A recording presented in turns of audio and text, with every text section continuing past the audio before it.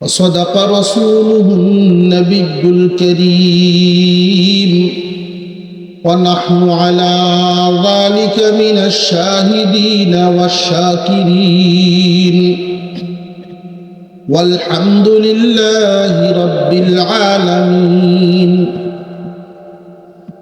اللهم صل على محمد وعلى آل محمد كما صليت على إبراهيم وعلى آل إبراهيم إنك حميد مجيد. اللهم بارك على محمد وعلى آل محمد كما باركت على إبراهيم وعلى آل إبراهيم إنك حميد مجيد.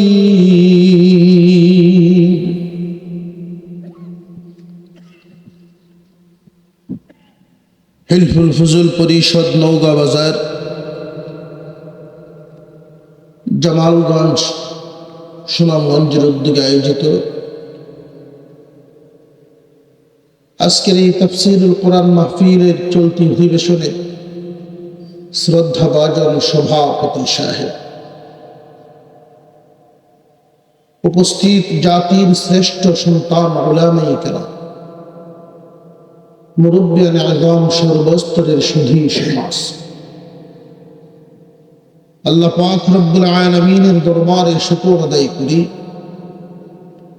যিনি একান্ত দয়া করে মেহেরবানি করে আজকের এই কোরআনের মজলিস রহমতি বরকতি জায়গায় শামিল হওয়ার তৌফিক দান করেছেন বলি আলহামদুলিল্লাহ। মুহতারাম হাজিরিন, সন্ধ্যার আগ থেকেই আলোচনা চলছে এ পর্যন্ত ধারাবাহিকভাবে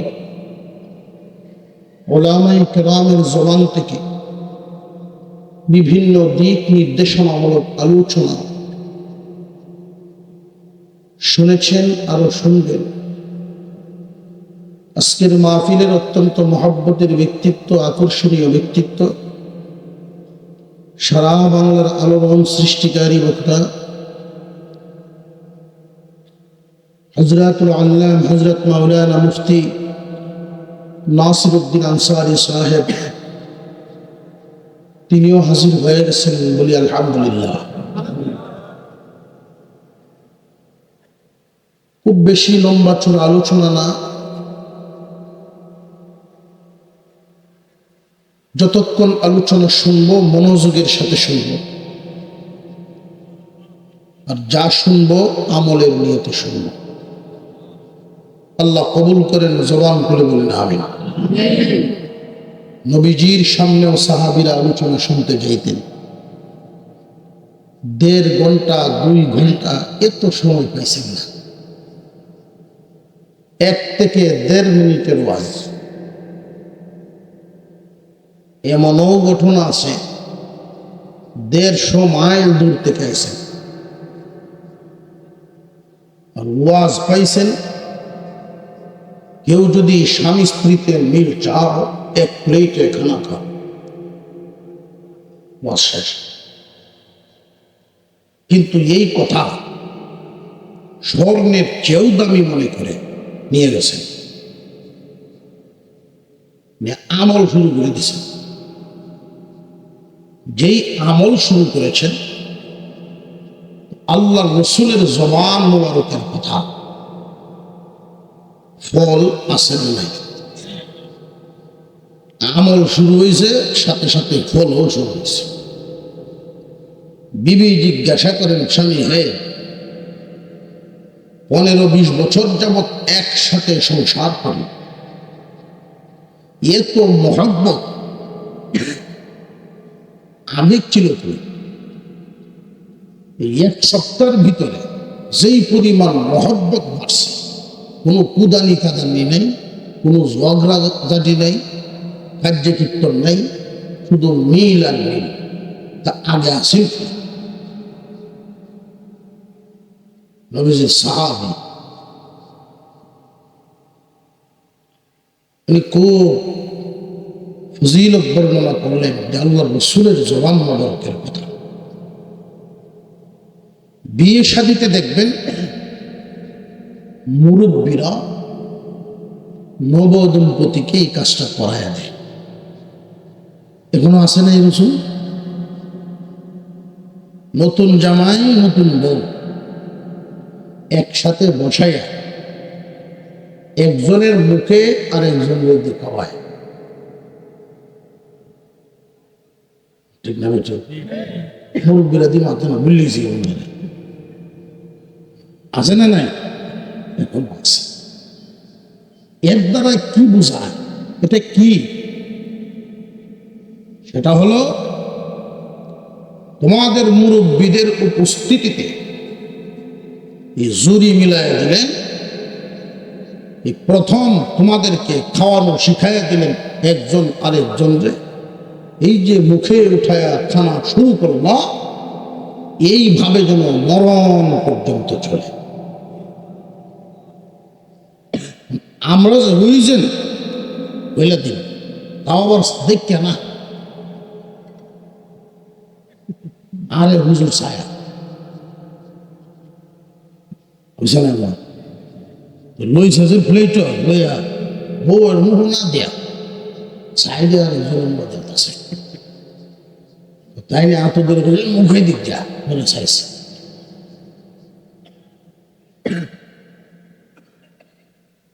জীবনের প্রথম স্বামী স্ত্রী দুইজনরা একসাথে বসায়া 2 রাকাত নামাজ পড়ায়। নামাজের মানে এই না যে মুসলমান বানায় দিতেছে, শিখাচ্ছেন। আমরা মনে করি এই যে একদিন খাওয়া ইসলাম হতে আল্লাহ, ঠিক না ঠিক? ওয়াজ শুনি ঠিক, বাড়িতে নেই না, সমস্যা সেই জায়গায়। আর আমরা মহিলা মা বলবো ভদ্রলোক, এই ভদ্র মহিলারা যদি জিজ্ঞাসা করতেন যে কি আনলেন দেন আমারে, তাহলে আমার হুঁশ থাকতো, বাড়িতে গেলেই তো দিতে বলি। যাও এক দুজনে হয়েই ফেলা যে কি আনছো দেও, ডাইলের বললেন বুঝতে পারবো ওয়াজ না।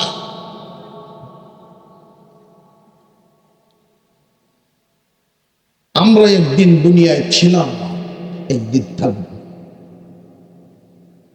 ঠিক না বেটে? এই বিশ্বাস আমাদের আছে না নাই? তবে এই বিশ্বাসটা যদি একজন বিধর্মীকে জিজ্ঞাসা করে, একদিন ছিলাম না একদিন থাকবো না, সেও একমত ঠিকই ছিলাম না থাকবো।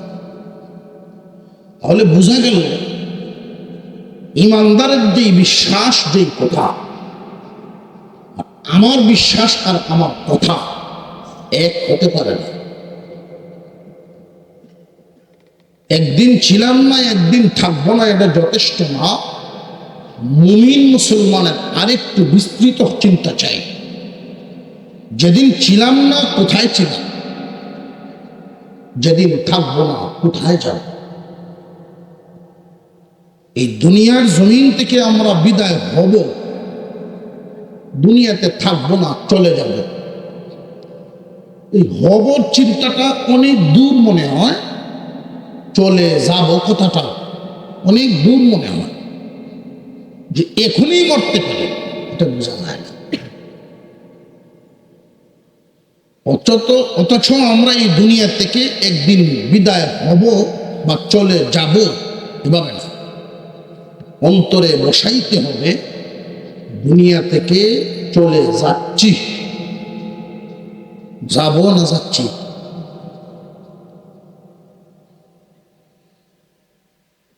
কিয়ামতের কঠিন ময়দান, শেষ ঠিকানা একটার নাম জান্নাত আরেকটার নাম জাহান্নাম।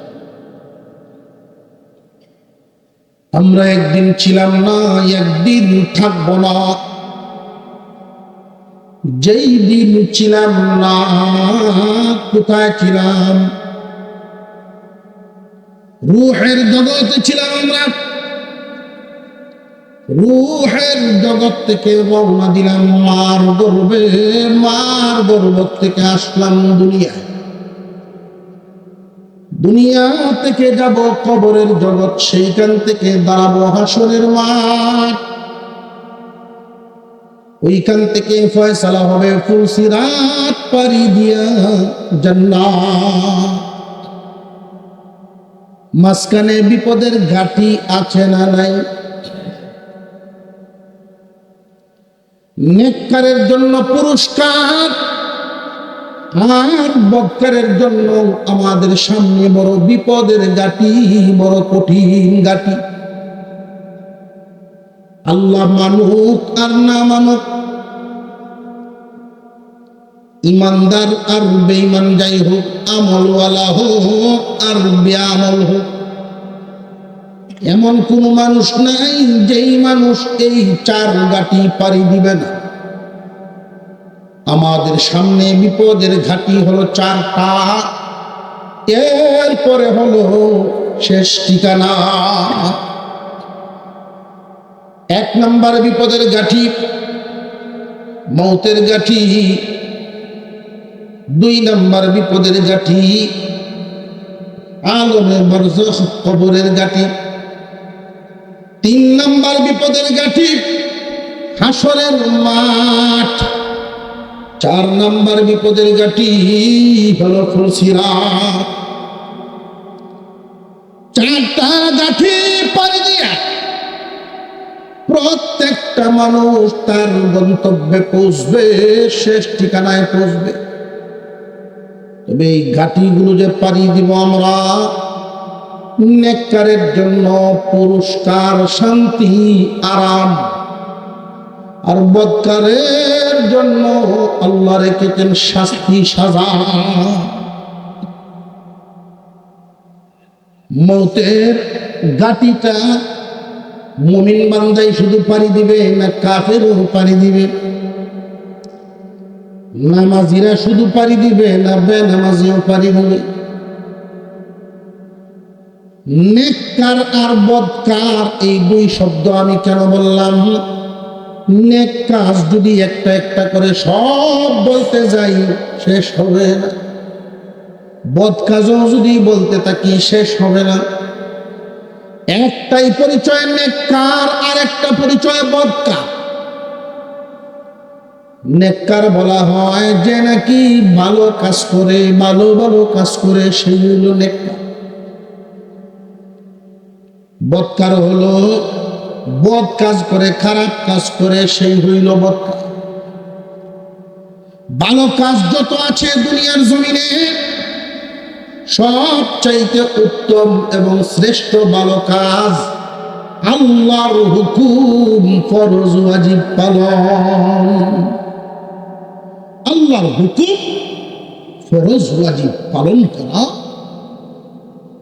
সবচেয়ে ভালো কাজ। আমরা অনেক সময় কম দামা জিনিস আর বেশি দামা জিনিস সমান ভাবে, বেশি দামা জিনিসটা কম দামে বিক্রি করে দিই, আর কম দামাটা বেশি দামে দিয়ে দিই। এই হলো আমাদের হিসাবের ভুল। সবে বরাত আসলে 3 দিন আগের থেকেই কাপড় চোপড় ধুইয়া রেডি হয়ে গেল, মনে হইতেছে যুদ্ধে যাইব, যে প্রস্তুতি নেয়া। অথচ প্রতিদিন 5 ওয়াক্ত নামাজ ফরজ। কথা বুঝে আসছে? সারা রাত যদি সবে বরাতের রাতে নফল নামাজ কেউ পড়ল, এশারের জামাত পড়ল, খানা খাইয়ে বা ঘুমাই গেল, উঠে ফজর পড়ল, সারা রাত ঘুমে, তার আমল নামায় কোনো গুনাহ তো নেই।